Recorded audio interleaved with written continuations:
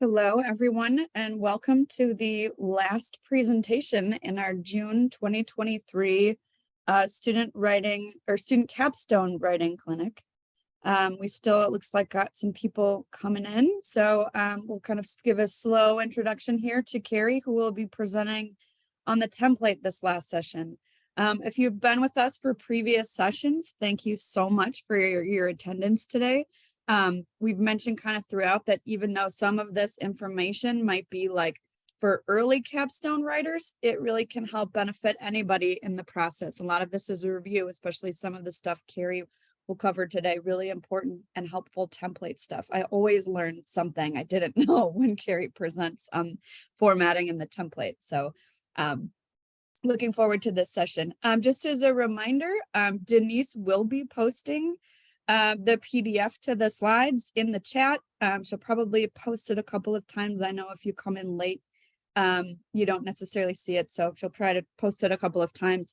We do have a chat and a question answer box. So chat is for a little more like a kind of ongoing commentary. You can throw a question in there for us if you'd like to, but if you have a question, you want to make sure that we see an answer either one-on-one in text or have Carrie answer at the end if there's time. Please use a question and answer box. We will keep an eye on that as well.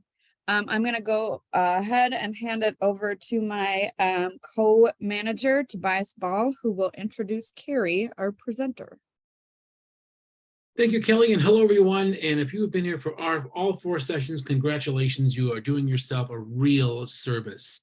If this is the only session you are attending today, welcome, and it's probably one of the very best and most important. I say that because, as I said at the conclusion of last session, it can sometimes feel like the research and writing and revising are the easy parts of the doctoral process, while the formatting of the page numbers and the headings, that's the real test of your doctoral ability. If you can format your manuscript and you can even know enough to help somebody else, they're going to think you are a magician.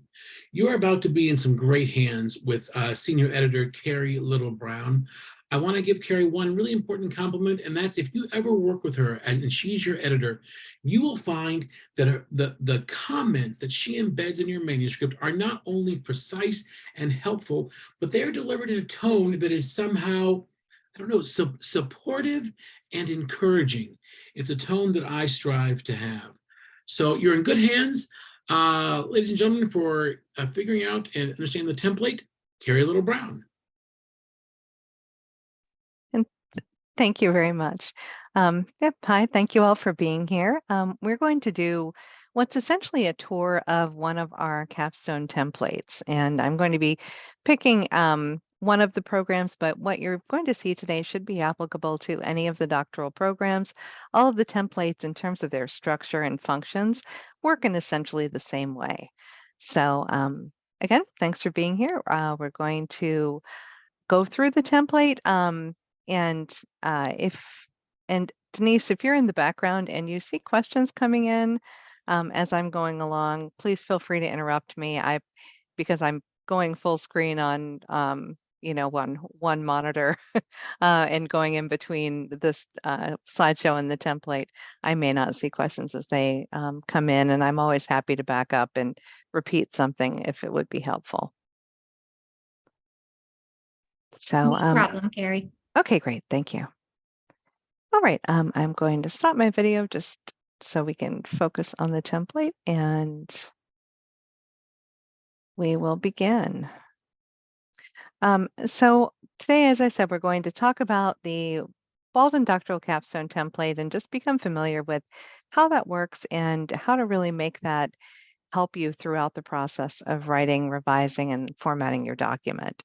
And the heart of this presentation, again, is a demonstration of that template.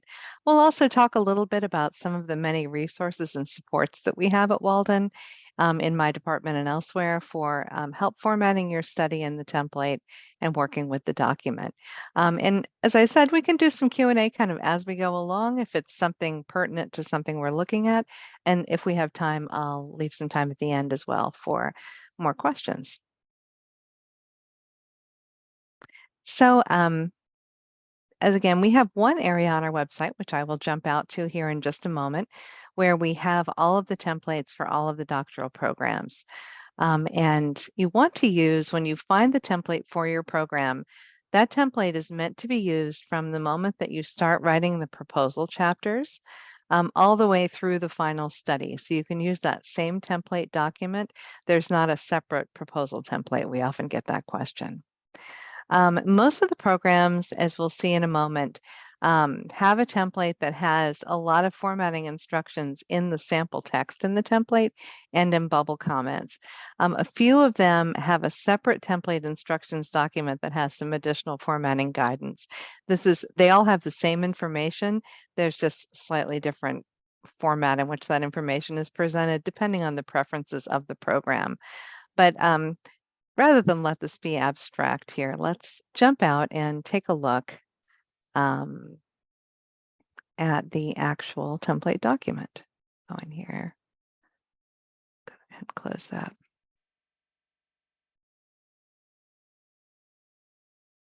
All right, so I'm going to go to the Form and Style homepage right now. This is the front page of the Form and Style department, in which all of us work.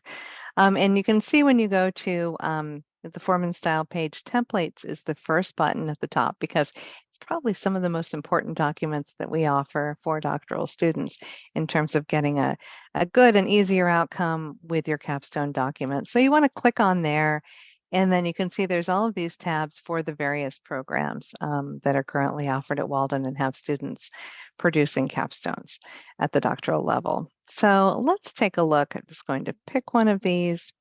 Well, first, let me just show you what we have in this section. You can see when I click on PhD, for instance, there's a general dissertation template. This is the one you would use for the proposal as well as the final study, all the same document. PhD management has some separate templates, but PhD dissertation template is an example of one where the instructions are all embedded in that document. PhD management, and again, this is just program preferences, has some instructions in the actual template document and some in a separate instructions document. For ease, I'm going to be using a template that has the instructions embedded in it. And let's just take a look at PhD. But again, if you're in a different program, you know, and it's going to all work in a pretty similar way.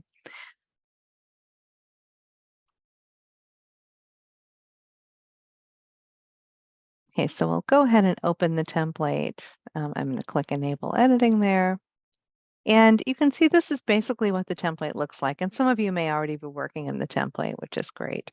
But if not, this is basically what you're dealing with. It is meant to be a document that you write directly into, that has where you can just start writing in this document itself and using this document. So, you know, anything bracketed, obviously, on the title pages, you are just filling that information in, you know, with the information that's relevant to you. So I'm just writing nonsense in here.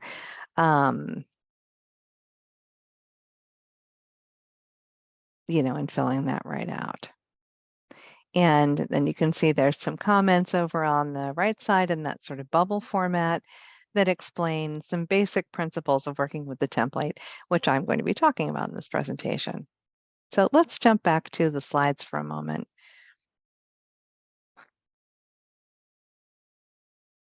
So we'll start with some of the basics of working with the template.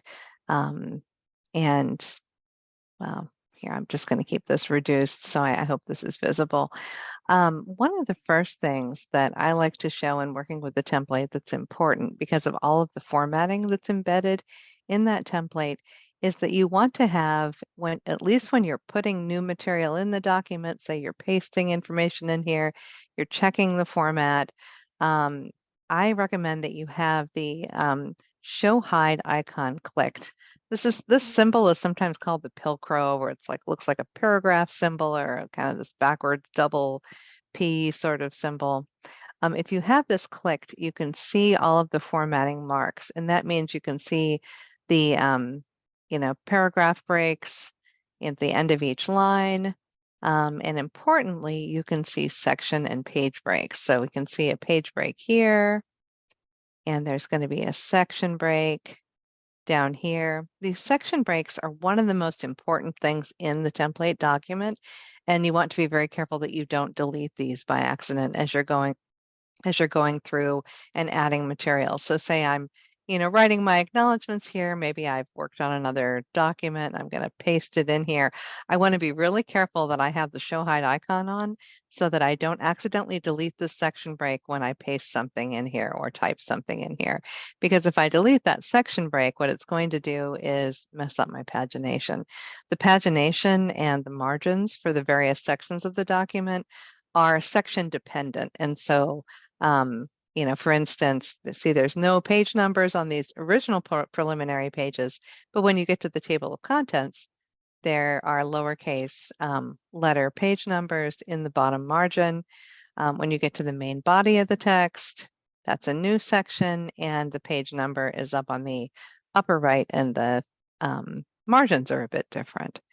And so the section breaks being in place then is really critical to making sure that the pagination starts where it needs to and is formatted correctly, and that the margins are right. So that's just one thing to point out. And you can see when it's clicked up here, you can see the section break. If I unclick it, it goes away. And then it's a lot easier to accidentally do something when it's not visible here, like delete that section break. And that's, I would say, when I get, we get a lot of questions about pagination going wrong in a document, which you should always feel comfortable to ask us. It happens all the time.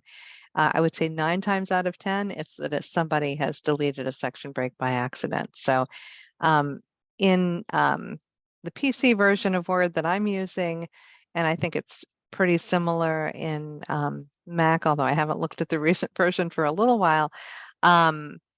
You want to click the Home tab here, and you can see it's in the paragraph area, that show hide icon. When I hover over it, it says show hide. I just click that, and again, you can see everything displaying. So one other thing I like to do to make the document easy to use is to change the zoom on the document. And perhaps that's because I'm getting a little bit older than I once was. I wear bifocals, but I think for everybody it can be helpful, especially if you want to catch small levels of detail, maybe little errors, to have the document at a comfortable, a comfortable zoom level or display size. So if you're not familiar with doing that, the way I like to do it, and Word always has multiple ways to do anything. What I like to do is to go to the View tab on the ribbon and click on the zoom icon, or actually the zoom icon here, which is next to 100%. And I like to turn it up. My personal preference is 150. That might seem excessively large to somebody else. But that's something I like to do, especially when I'm working closely with text in the template, writing, proofreading. If I really want to be aware of any little typos I'm making, I like it to be bigger. When I'm checking overall formatting, I don't necessarily need it that big, so I might like to click on that 100% and take it back, to the smaller display. If you want to see multiple pages at a time, you can even, take it down smaller, and be able to kind of go through your document like this. This is 50%. But for our purposes, let's take it back to 100. All right. And as I said, you can write directly into this template in the various sections and at the various prompts. A lot of times students have been working in a different document before they start working in the template, and they might have some material that they want to copy and paste over. One important point about doing that, which is a perfectly fine thing to do, is that you want, to the extent possible, like say you've written chapter 1 in another document, and you want to, get down to business and use the template and make that, easier for yourself, but you have worked on this, in a different document where the formatting might be different and so on. In order to take advantage of the formatting that's embedded in the template, you really want to do that section by section. And by that, I mean, I find that I get the best results if I put in the headings separately, and then put in like the whole block of text under a heading all at once, and then maybe the next heading, the next block of text, so that you're pasting each of those things in individually instead of pasting in a big block full of headings and text mixed up. What that tends to do is to disrupt the formatting in ways that can be frustrating to fix. So it's a minor point, but it's one that I find is helpful, is to go piece by piece. And again, to the extent possible, you want to use the same document for all of your reviews and revisions. And I can't see the chat. Are there any questions before I go on to the next part of the presentation? Gary, there is a couple of different people have asked about inserting section breaks or page breaks. And so I don't know if that's something you're already planning to cover or not, but that might be something worth demonstrating. Oh, sure. I'd be happy to. There shouldn't be a lot of need to insert section breaks if you don't delete them from the document, because the major section breaks that you need for the document are here. But there are some situations where you might need to add one, and it's the same basic process for page and section breaks. So I can show that now. So you can see there's some page breaks here. Let's say, let's say we were working on chapter 4 and this was going to be a bigger table. We want to drop it down to the next page. To put a page break, I would just put my cursor in front of, where I want that new page to begin. So right in front of table 2. Again, there's many ways to do this. I'm just showing you one, but I'm going to go to the layout tab. And we'll click breaks here. And this is a way you can do it for either a page or a section break. If I want a simple page break, I'm just going to hit page, and that will drop that down to the next page. If I wanted a section break, which again, generally you don't need to be doing this with the table unless you're doing some pretty complex formatting. You would do, or if you accidentally deleted a section break, you would again put your cursor where you want that break to begin.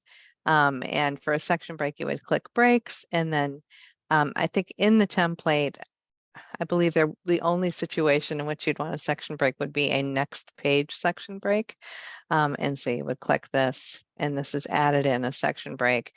This section, you can see it's starting a new section here. So adding a section break has kind of messed up my formatting because it's added a page number, I'm sorry, it's restarted the page numbering in a new section. The sections really do sort of, and I'm just undoing that, so we've gotten rid of it. But the section breaks really do determine the paginations and margins qualities of each section. Were there other questions? There seems to be a few questions about copying and pasting, and how I think when they're carrying over some formatting from other documents and stuff. So I don't know if that was something you were planning to cover also, but. Well, what I'll show next is, I believe, let's see, so that I'm sticking with the slides a little bit, you can follow along, is another really important component of the template that bears on getting material that you've pasted in formatted correctly is the correct uses of the styles panel in Microsoft Word and heading styles, and text styles. So I'll show that now. So let's say, I've copied something over here. Of course, this is actually in the template. But, if I were copying over some text from something else, it might come in, let's just make it look different. See, I copied something over and it went over to a weird default font like Calibri, and, maybe it's, not formatted correctly. I would need to make sure that any text in my document has the right style. And to do that, I want to use the styles menu. So I want to click on the Home tab up at the top. And you can see there's this styles area. You get a little thumbnail of all of the styles in the template, but it's not very useful because they all begin with APA level, which, oops, I think I just did something by accident. which doesn't let you see it. So I like to expand the styles menu into a separate pane, and then I can see everything here. When you click anywhere in the document, it will highlight over in the styles pane what style that thing is in. So the headings that are going to be really important to make sure you have tagged in the document that are all tagged in the template. But of course you have to add new headings to the template. But in the sample headings that are here, we have APA level 0, which is the chapter level heading. It's something we make up at Walden. You won't find it in the APA manual, just to cover our main chapter or main sections of the document. APA level 1, which is the level of heading after that, centered and bolded. That's APA level 1.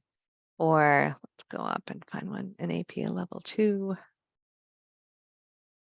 APA level 2, those three headings, 0, 1, and 2, are the ones that will end up being pulled automatically into the document's table of contents when you update it. So these are the three most important to make sure you have tagged with the styles menu. And then the text needs to be body text in most cases. If it's regular paragraph indented text, regular double spaced, first line indented paragraph. So let's say I have copied and pasted this paragraph into the document, and you can see it's the wrong font and there's some funny things going on. One thing I can do if I want to make that look correct is open the styles pane and click body text. And you can see that has made that into Times New Roman, and it's preserved the indentation, so that looks the way that it should. So most of your text here, regular paragraph text, should be body text. The headings need to have the appropriate heading level. So in a lot of the templates, some of the program templates have more of the headings built in. I know we're working on some new PhD templates that I believe will eventually be rolled out that have a few more of the headings built into the document to correspond with the various checklists. Right now we have a pretty generic one that you add the headings yourself. But when you're adding headings, let's go into chapter 2. Say you're in your literature review and you need to add a bunch of subheadings to capture the content of your work. And let's just, for the sake of whatever, say we have a subheading for topic A and a subheading for topic B. This would of course be something meaningful if it were real. If I want to, I've created some new headings here and I want to make sure I have something that can be pulled into my table of contents. Because these are listed under the main heading, which is currently called first heading, we want to make these APA level 2, which is left justified and bolded. So to apply that, I'm going to highlight it like this. Go over to my styles pane and click APA level 2. And you can see that that's applied the bolding there, and it's added that coding that is going to allow this to be pulled into the table of contents. So let's go up to the table of contents just so we can see that happen. The table of contents has already been set up, again, in kind of skeletal form in the template so that you can easily update it. And as long as you have added the styles tags to your headings wherever necessary, it should pull your heading information into it. So we're going to watch chapter 2 here when we update and see if that topic A and topic B ends up being pulled into this table of contents. So in the PC version of Word, I right click. I'll show you another way to do this as well that applies more to a Mac. But the easy way I like to do it is you right click on anywhere on the table of contents, and it's going to bring up this little pop-up menu. And to update the table of contents, I'm going to click Update Field. And it gives me two options here, update page numbers only or update entire table. Because I've added new headings, I want to update the entire table. As you revise your document, there may be times where you've just moved things around, but you haven't added any new heading content, and then you might just do the page numbers. But for here, we want to see that those headings come into the document. So I hit update entire table, and you can see topic A and topic B were brought in where they need to be in chapter 2, because I coded them with the right information. So that's a lot to remember. One thing that we've built into the document that you might want to keep until you're, at later stages of revision, if you're not familiar with updating table of contents, is we have the instructions in the template right under the table of contents. And there's also some instructions for the slightly different situation with the list of tables and figures about how to do that. Another way to do that if you're not using a PC is to find for a lot of things in Word, there are like click commands or shortcut commands, and then there's, a path using something on the ribbon. In the case of updating the table of contents, it's on the References tab, at least in my version of Word. And then you can see over in Table of Contents, there's an Update Table button, which brings up that same pop-up that came up when I right-clicked on it. So, if I were updating it, I would update entire table. So I know that's a really quick review of something that it might be new, but are there any questions about what I just did with headings or with the table of contents? I think we're okay if you want to just keep going, Carrie. Okay, great. Thank you. Mhm. All right. So we went over the table of contents again in the slides. There's a quick summary of how that worked with more full instructions in the template. One thing I have to cover, more briefly than it probably deserves because we are, time limited in this presentation, is how tables and figures work in the template. The template contains really simplified tables and figures that are meant just as placeholders and examples of how you might insert tables and figures in your document. Of course, you aren't. Some dissertations and doctoral studies don't have any tables and figures. Some have a significant number of them. But in case you do have those elements, we wanted to give you examples in the template of how to use them. There's a lot of very clear and explicit table and figure formatting guidelines in the 7th edition of the APA manual in Chapter 7. And I'd recommend if you're working on presenting data and there's any questions or complexity to doing that, you need some examples, that's a great place to go to look for specific guidance. Again, the examples we have in the template are really very, very simple. And let's pop out and look at those, and I'll talk a little bit about how you create the table tag to bring those into the list of tables, or with figures, the list of figures. So in the PhD template, the sample tables and figures are in Chapter 4, which is just for convenience. And that's because Chapter 4 in a dissertation is usually where you would be presenting, see a little error here, presenting most of your data. So it's often where the tables and figures would live, but that's not always exclusively the case. So you can see here's the sample table. In APA 7 format, the table number is bolded, the table title is italicized, and that's the same situation with figures, and these always occur above the corresponding table or figure. Figure number is bolded, figure title is italicized, and the title is for both is in what's called title case, which means that every major word is capitalized.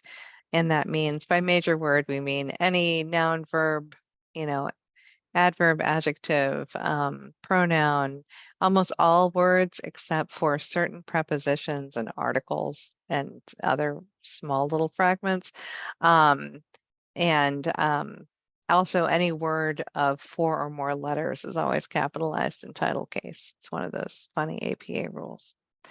But that's the basic format for one of these captions. And let me show you if we were going to redo, and it's the same for a table or a figure caption. If we were going to create a new one here, I'm just deleting this out.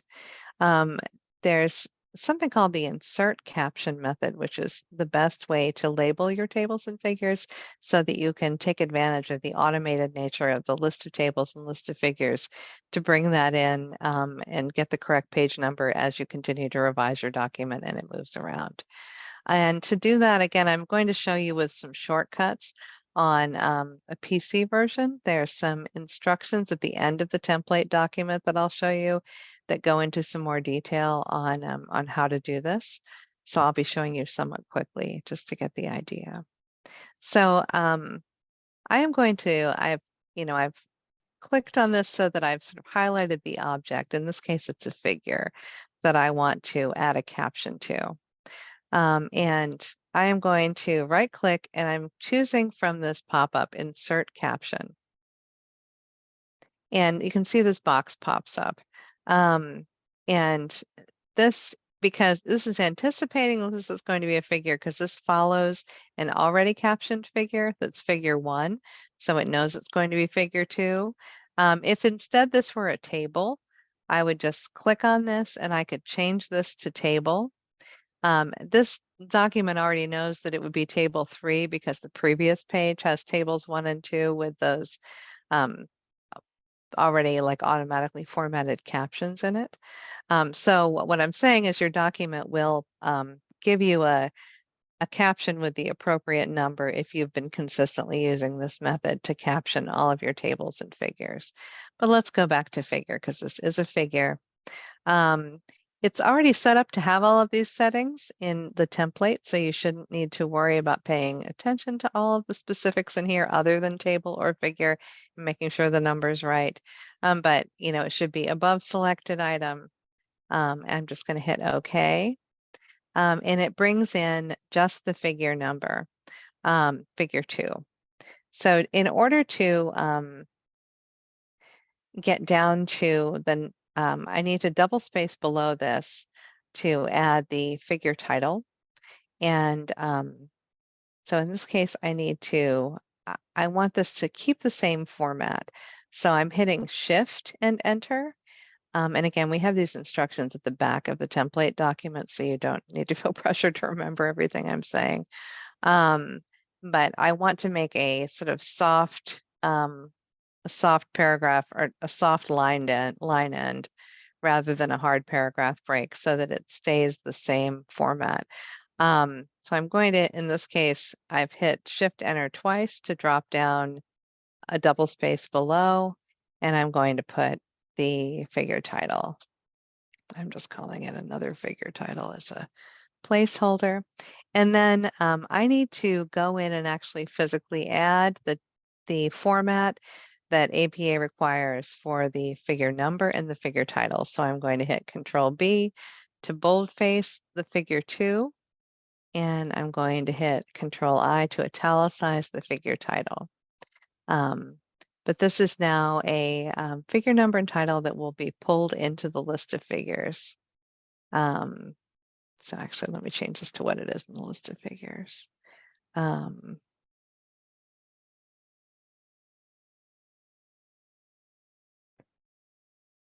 then you can see if I've done that, maybe I've added some new figures to my document. If I want to update this table of figures, it works in much the same way that we did the table of contents. On a PC, I can just right click anywhere on it. And again, I'm going to go update field, and you can see that it brought in this new figure title. I put in example figure title 2. Now, because APA requires this funny mix of formats for like a bold and then italics, you have to standardize this just by hand, and this is all explained below. But I'm going to Control B to a couple times to remove the bold and then remove the italics, and I put in a little period. And again, all this is explained on this page.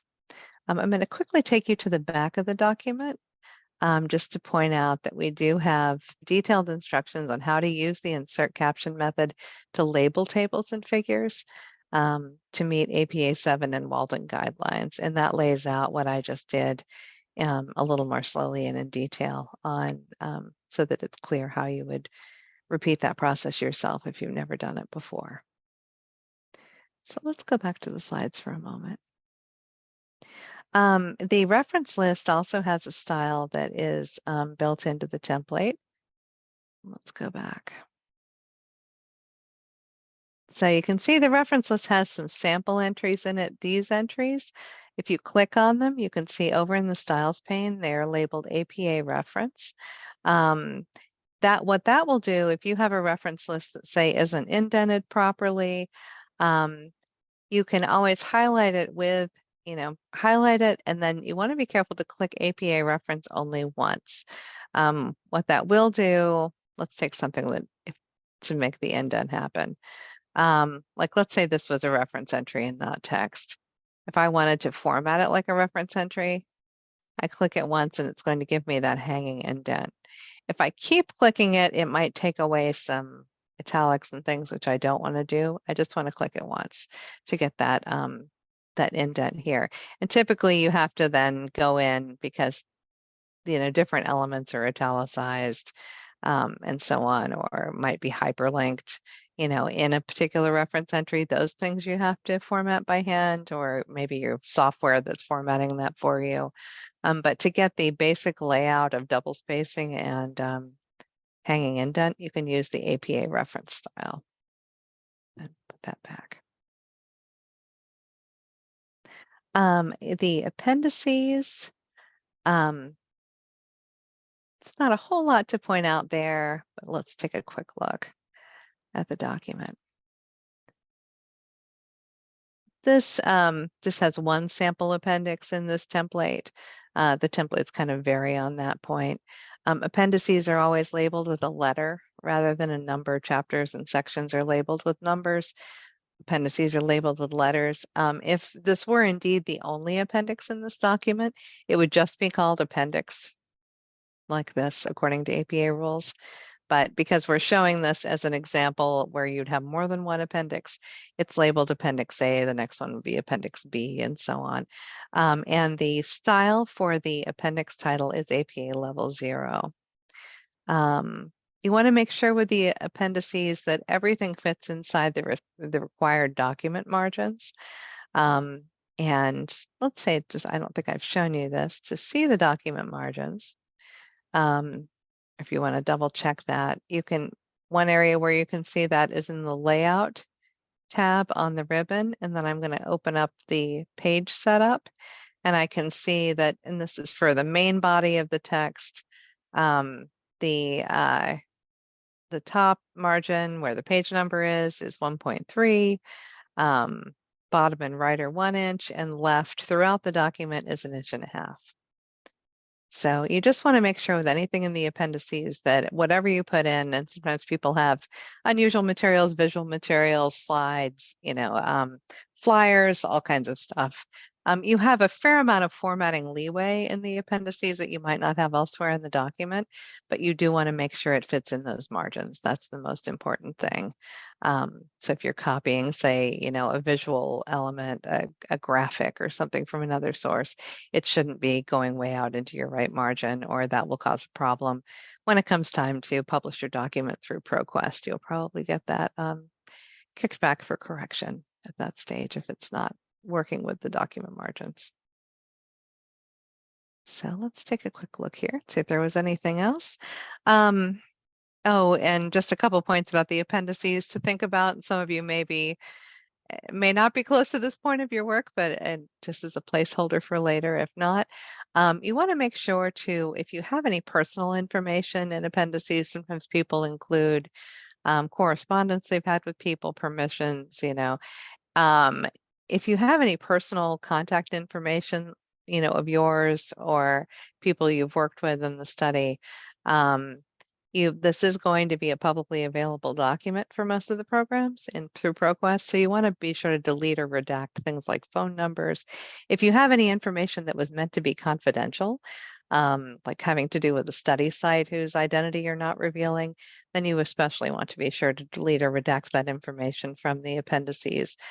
before that becomes something that might publicly reveal where you conducted your research, if that's not something you're disclosing.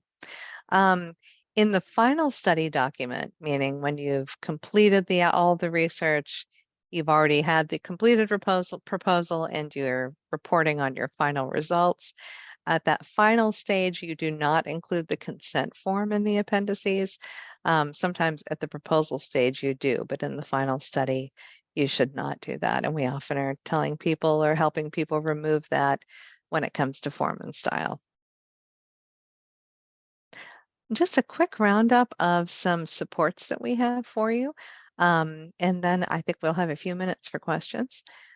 We have a link here in the slides to where you can find all of the doctoral capstone template guidance we have on our website, as well as the form and style review checklist, which is a long document with virtually all of the major things that we look at when we conduct the form and style review. When you get your form and style review,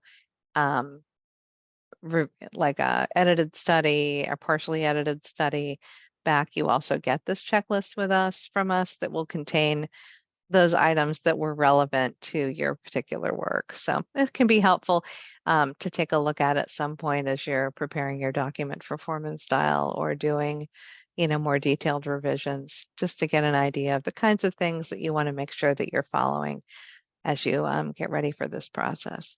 One thing I would strongly promote if you are working with the template is the capstone template formatting videos that we have, and I'm going to show you how to get there on our website.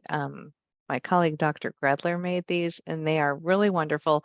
They're really short, and I think extremely helpful in just illustrating exactly what to do with a lot of the formatting processes with the template that sometimes honestly are harder, for at least for me, to follow in written format.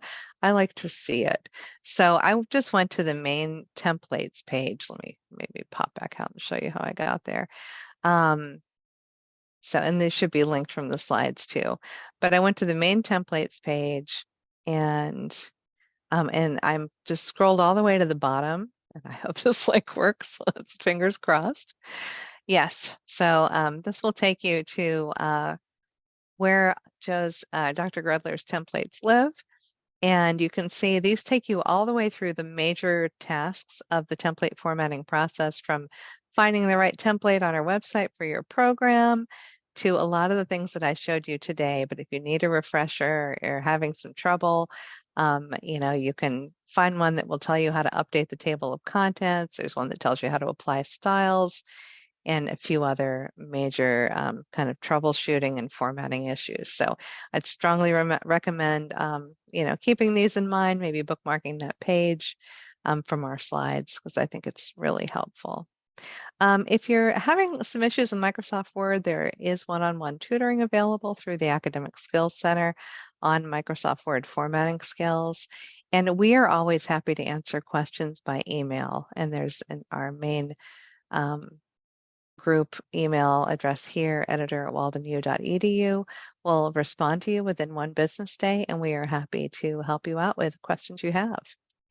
So speaking of questions, if there's any more I can answer in the last few minutes here, I'm happy to do that.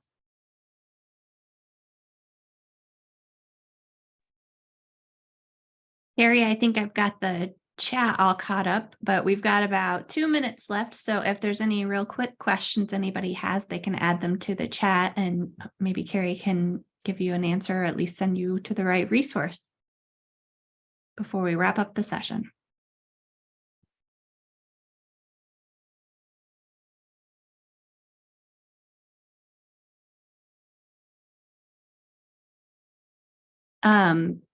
We have a question one more time, how to tag things. So I'm assuming they mean the style tags for headings.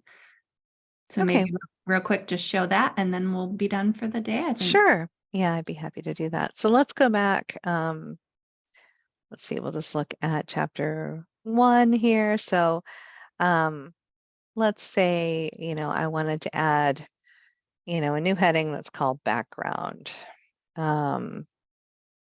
And then, I want to add one called purpose of the study. And between these, maybe I paste it in. I'm just going to put some garbage here. I pasted in something that's some text. So, oops, I didn't realize that was open.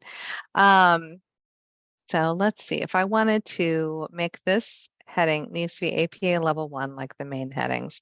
I went up to the Home tab. I'll close this so you can see me open it. And this is on a PC. Home tab, there's a styles area. There's going to be something analogous in on a Mac too. And I'm just clicking this little arrow here to open the pane. You can see whatever style something is in is going to be circled in sort of, in this case, it's blue over here. It'll be, circled or highlighted in some way. And you can see right now this is marked body text. That's wrong. I want this to be a heading. So I want this to be APA level 1. So I'm just going to click APA level 1 and there it goes. And then this here needs to be body text. I'm going to click body text again and it's going to indent it for me and make sure it's double spaced. And then this one here needed to be APA level 1.